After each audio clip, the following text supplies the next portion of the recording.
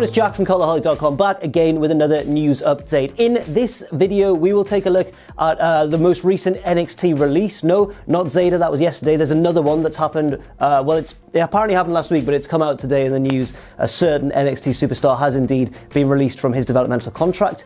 Also, in other news, we have some news from over in Impact Wrestling where there's some titles that have been unified. I'll explain more in due course. And finally, we take a look at WWE's new Performance Center website and see what we can glean from how to become a WWE superstar. I'm fully aware that Adam Pacitti has already submitted his application form. First and foremost, yes, it's time to talk about that NXT release. Uriel Ely, one half of the Ely brothers, a kind of towering tag team of twin brothers, has been released from his contract, apparently. This is quite a strange one, considering that his twin, Gabriel Ely, was kept on.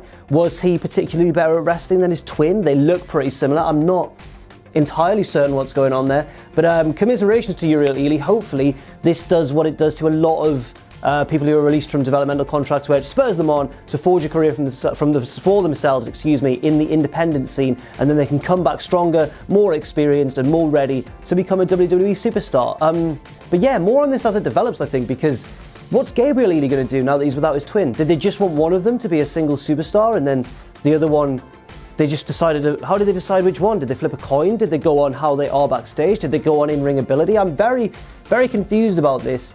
But it's always sad to hear about someone being released from their contract. So hopefully this does not deter Ely from becoming a real professional wrestling star. And hopefully, if he wants, he can forge a way back to WWE. Now let's go over to Impact Wrestling, where a tweet from Impact's official Twitter account has revealed that Austin Aries has officially unified the Impact World Championship and the Impact Grand Championship. I'll explain the difference between the two if you don't know. The Impact World Championship is the belt that's been going for about 10 or 12 years now. It's their big title. It's the equivalent of the WWE Championship. The Grand Championship was their mid-tier belt.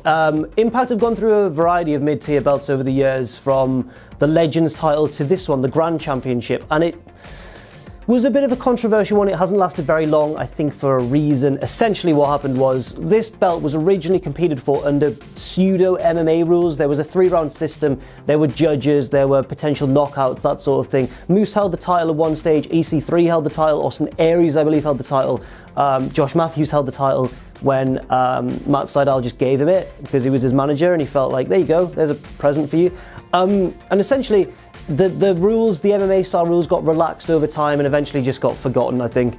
Now it looks like the belt itself has been scrapped. It's been unified with the Impact World Championship, which I think is a wise decision, given that the MMA rule thing wasn't really working. They decided to give up on it pretty early, and it wasn't that, that nicer mid-tier belt. It didn't carry the prestige of, say, the United States Championship or the Intercontinental. Obviously they've got age on their side, but it didn't look as though a long history was in the making for this particular title. Now, intriguingly, this frees up space for a potential new mid-tier, second-tier title in Impact's men's division. However, will they decide to fill it? Obviously, there's quite a few titles lurking around in Impact, and for many people, the X Division Championship really has been Impact's secondary title. In the eyes of many, it's been their most important title. So will they even decide to reintroduce another title, or will they just, say, right, that's the Grand Championship gone, we don't need another second tier title, we've got enough going on, just leave it at that? I don't know, but I guess we'll find out sooner rather than later. And finally, the WWE Performance Center website, WWEPerformanceCenter.com,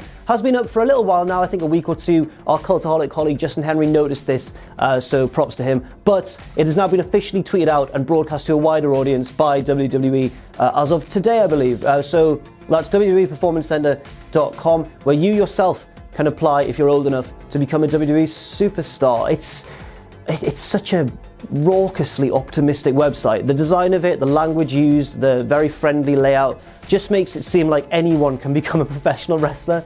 Like, it just makes it seem so easy and so accessible and so fun.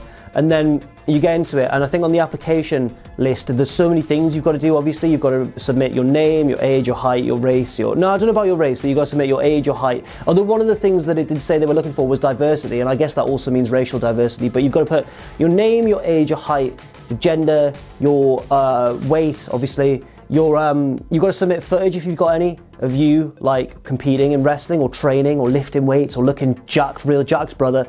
You've also got to list whether you have acting experience or like public speaking experience. I can't believe I just flubbed the line public speaking experience. How ironic. So there's like an exhaustive list of things that you've got to submit, including potential footage, photographs of yourself from head to toe, that sort of thing, just so they can see just how muscular and hot and sexy and impressive you really are. It's a demanding list, and I wouldn't be surprised if it deters a lot of people and makes them think, you know what, maybe I'll just forge my craft on the indies for a while and then apply.